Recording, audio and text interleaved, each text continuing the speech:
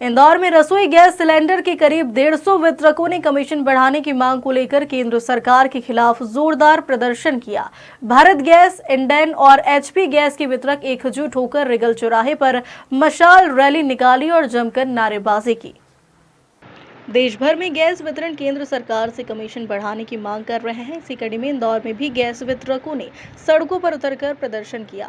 वितरकों का कहना है कि पिछले 3 सालों से उनके कमीशन में कोई बढ़ोतरी नहीं की गई है, जबकि गैस टंकियों की सप्लाई लागत और परिचालन खर्च लगातार बढ़ते जा रहे हैं। उन्होंने बताया कि केंद्र सरकार के ही एक सर्वे में प्रति सिलेंडर 135 रुपये कमीशन बढ़ाने की अनुशंसा की गई थी, लेकिन अब तक इस पर कोई निर्णय नहीं लिया। गैस वितरक एसोसिएशन ने सरकार को चेतावनी दी है कि अगर उनकी मांगे 6 नवंबर तक पूरी नहीं की गई तो वे देश भर में गैस वितरण पूरी तरीके से बंद कर देंगे। वितरकों का कहना है कि यह आंदोलन चरणबद्ध तरीके से आगे बढ़ेगा और यदि सरकार ने समाधान नहीं निकाला तो लाखों उपभोक्ताओं को गैस सिलेंडर की भारी किल्लत झेलनी पड़ सकती है।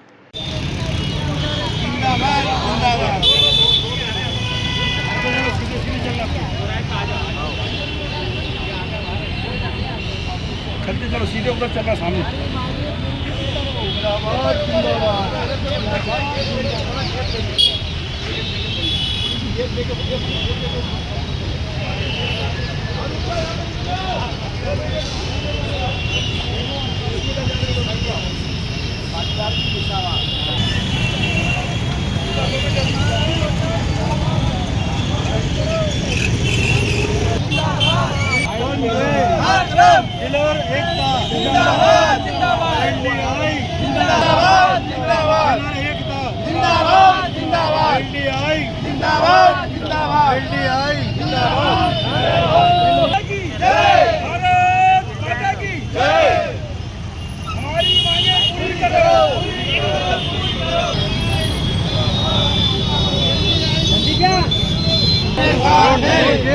संघर्ष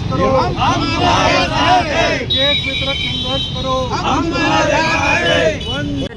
वितरक हैं आज यहाँ पर आए हैं, क्या आपकी प्रमुख मांगे और किस लिए प्रदर्शन किया है? आज यहाँ पे जो लोग इकट्ठे हुए हैं वो तीनों गैस एजेंसी के मिलकर इकट्ठे हुए हैं, Indian oil, Hindustan petroleum and Bharat petroleum.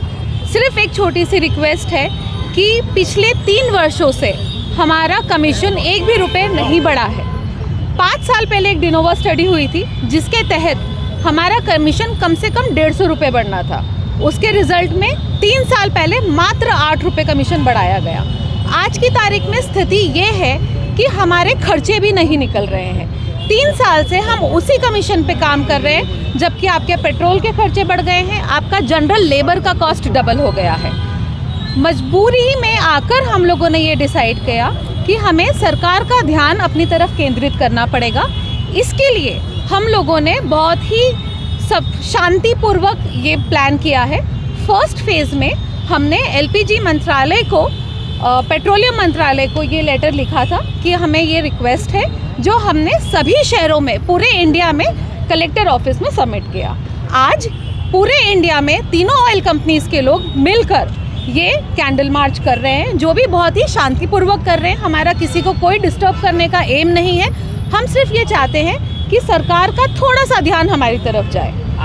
आगे हमारा जो 6 तारीख को नेक्स्ट है, जो हमारा 3rd चरण है, वो ये है कि अगर 6 तारीख तक हमें कुछ रिजल्ट नहीं दिखा तो मजबूर होकर, हम जनता को परेशान नहीं करना चाहते हैं पर हमारे पास कोई ऑप्शन नहीं बचा है, 6 तारीख को नो इंडेंट नो फंड हम लोग को करना पड़ेगा, जिसके अंदर हमें मजबूरन ये करना पड़ेगा कि हम कोई भी इंडेंट प्लेस नहीं करें। और हो सकता है कि इसकी वजह से आम जनता को प्रॉब्लम हो और उनके घर तक टंकियां नहीं पहुंचे। इसमें आपने क्या स्ट्रेटेजी तैयार की, क्योंकि आम आदमी का सीधा 150 रुपये का वजन तो आम आदमी पे नहीं, आम आदमी पे वजन नहीं जाता है।